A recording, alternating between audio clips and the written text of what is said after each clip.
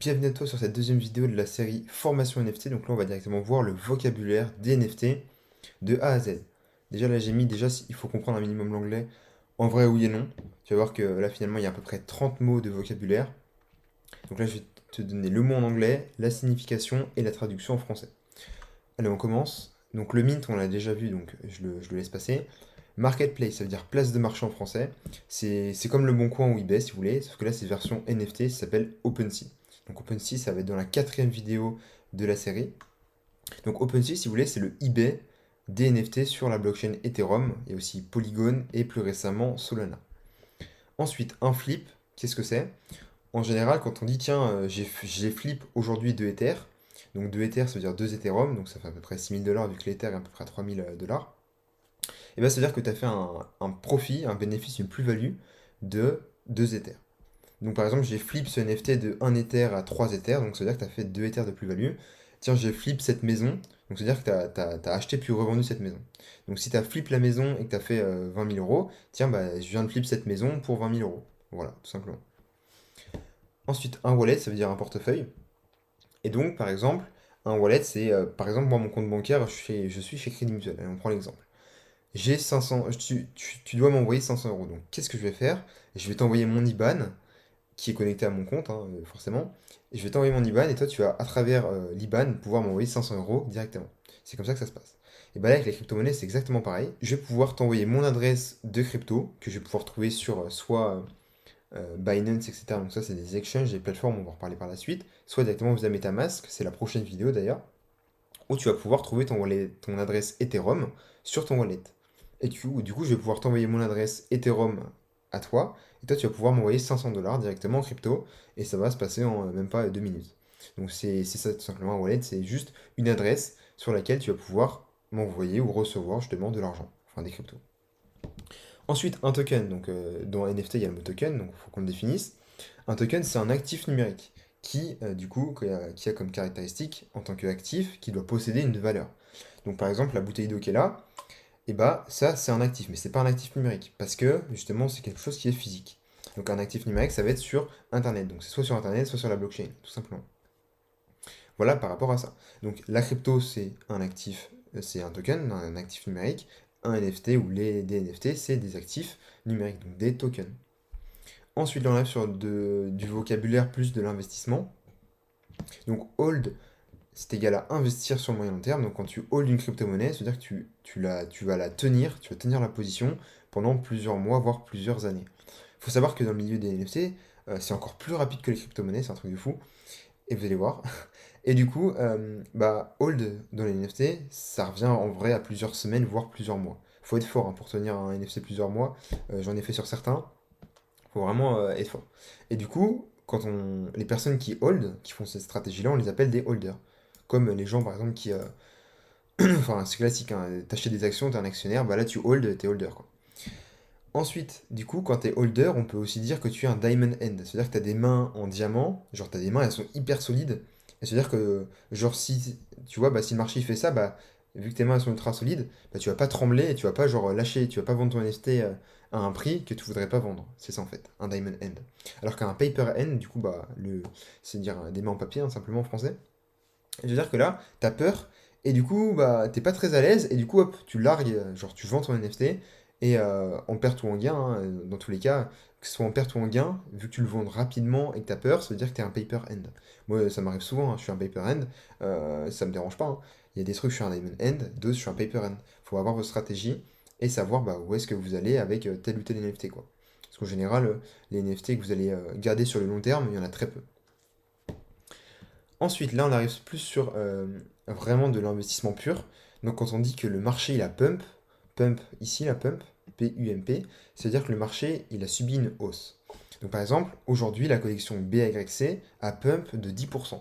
Ça veut dire que le prix de la collection, il a augmenté de 10% aujourd'hui. Dump, au contraire, ça veut dire, à l'inverse, par exemple, la collection BYC, du coup, toujours la même, les singes, elle a perdu 15% aujourd'hui. C'est-à-dire qu'elle a baissé de 15%. Et puis après, bah, il y a des mouvements de marché, ça s'appelle des pump and dump, donc là c'est plus de la manipulation, mais ça on va en revenir par la suite, où du coup le marché il bondit et hop, il descend. Donc ça fait une hausse puis une baisse, pump and dump, tout simplement. Ensuite, il y a le mot FOMO. Donc FOMO, ça veut dire Fear of Missing Out. C'est-à-dire que tu as la peur de manquer l'opportunité. Donc ça, c'est vraiment ce qui fout une carotte à la plupart des investisseurs. Et c'est d'ailleurs pour ça que beaucoup, vous perdez de l'argent. D'ailleurs, même moi, je FOMO, hein, des fois, hein, mais ça m'arrive vraiment beaucoup moins. C'est-à-dire que tu vois un truc, par exemple, moi je te dis, tiens, genre, imaginons, je vois un NFT, il vaut 500 euros. Du coup, voilà, et puis moi je te le dis. Ah, salut mec, j'ai vu un NFT, il vaut 500 euros, c'est une bonne affaire, je le revends 2000, je compte le revendre 2000. Du coup, toi, tu me dis, ah ouais, mais t'hésites, du coup, t'y vas pas. Et puis le lendemain, je reviens vers toi et je te dis, ah ouais, le NFT maintenant il vaut 800 euros. Et puis elle fait, ah ouais, quand même, et puis tu te dis, ah ouais, il vaut 800, il a une target de 2000, il y a encore un x2 à faire, j'ai envie de rentrer. Mais t'hésites encore, tu vois, t'hésites. Et puis là, le surlendemain, je viens de te voir et je te dis, ah ouais, le NFT maintenant il est à 1000 euros. Du coup, toi, tu dis, ah oui, il a 1000 euros, c'est-à-dire qu'il fait que d'augmenter tous les jours, etc. Du coup, tu FOMO. Genre, t'as peur de manquer t'as peur de manquer l'opportunité, du coup, tu rentres et tu t'as même pas regardé mon prix. Alors que moi, je suis rentré à 500, toi, tu vas rentrer 2 fois plus cher que moi. C'est-à-dire que tu vas avoir beaucoup plus de risques. Parce que moi, si je rentre à 500, c'est pas pour rien. Si le truc était à 1000, je serais peut-être pas rentré, tu vois. C'est parce que ça fait partie de ma stratégie. Et donc, les gens, ils FOMO, ils ont trop peur de manquer l'opportunité, du coup, ils regardent même pas le prix et ils rentrent sans stratégie. Et du coup, bah, forcément, ils se font niquer, quoi. Parce que moi, imaginons, j'ai une target de 2000 à 2000 euros, mais je me dis, tiens, le marché, il est bizarre. Du coup, je vais revendre. Sauf que moi, vu que le prix il est à 1000, bah, au final, je vais te revendre à toi le truc. Mais vu qu'il y en a plein, ils sont comme moi, parce qu'ils sont plutôt smart, bah, ils vont tous revendre d'un coup, et du coup, bah, toi, tu vas avoir acheté au plus haut, et quand tu vas revendre, tu vas vendre bas, quoi. Donc, tu vas revendre à perte, tout simplement. Ensuite, tu as le mot FUD, c'est-à-dire Fear, Uncertainty and Doubt. Donc, ça veut dire la peur, c'est incertain, donc c'est un truc bizarre, tu vois.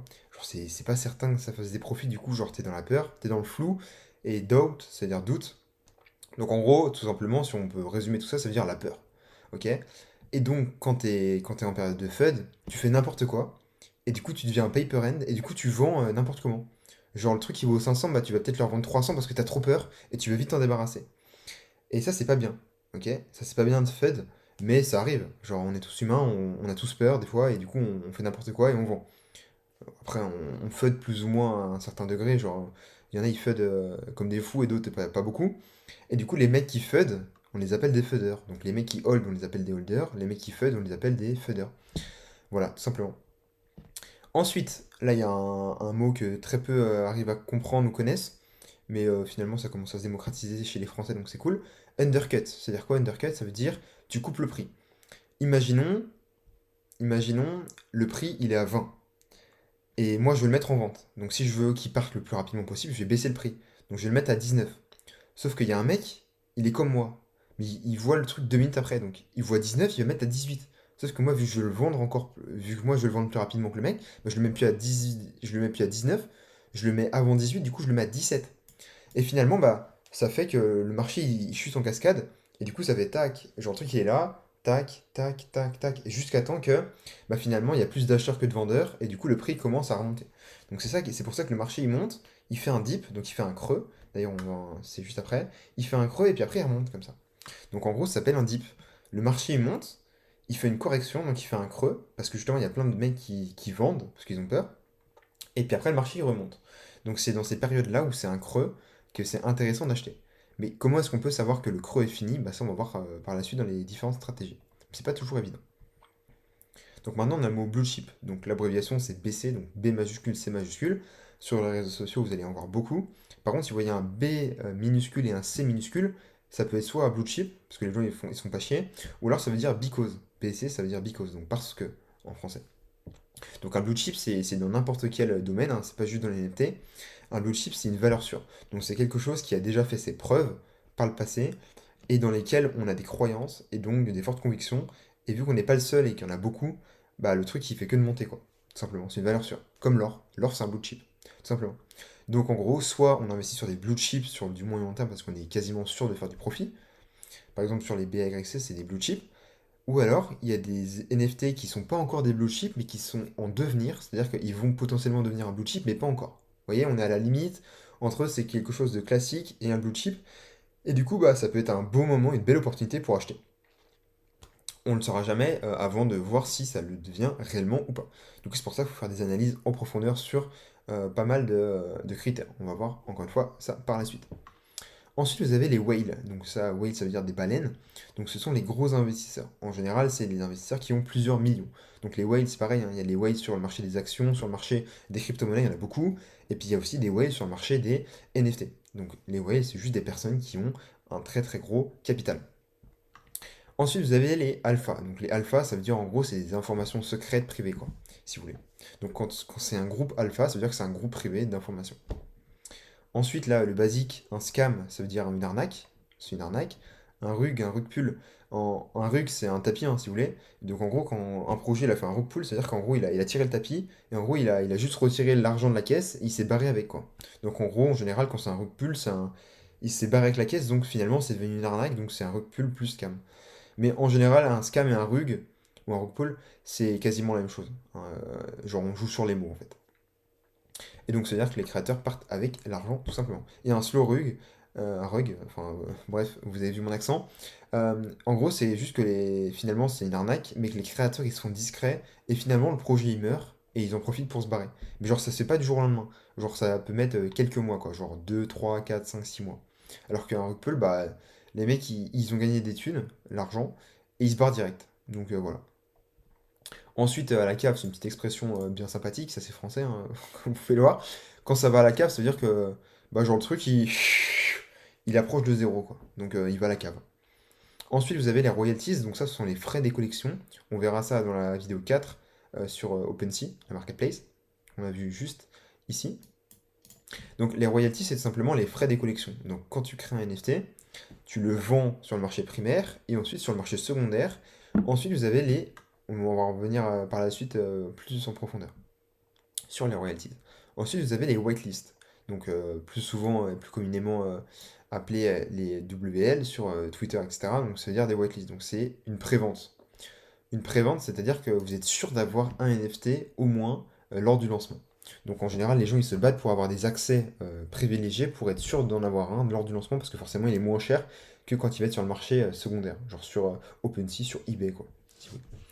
Et en fait, dans les whitelists, vous avez aussi les allow lists. Donc en gros, ça aussi, allow list, c'est la même chose que whitelist, hein, si vous voulez.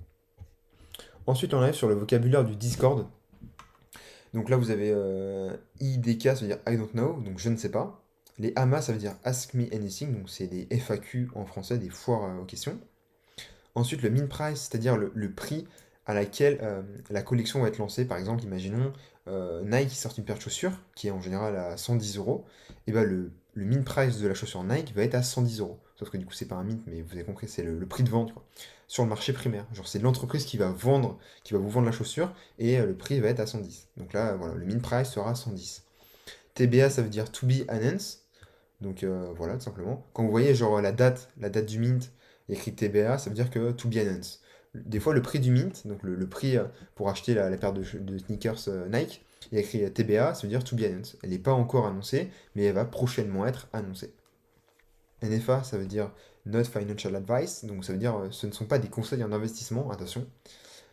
Dior, DYOR, ça veut dire Do Your Own Research, donc c'est fais tes propres recherches, quoi, genre débrouille-toi, fais regarder par toi-même.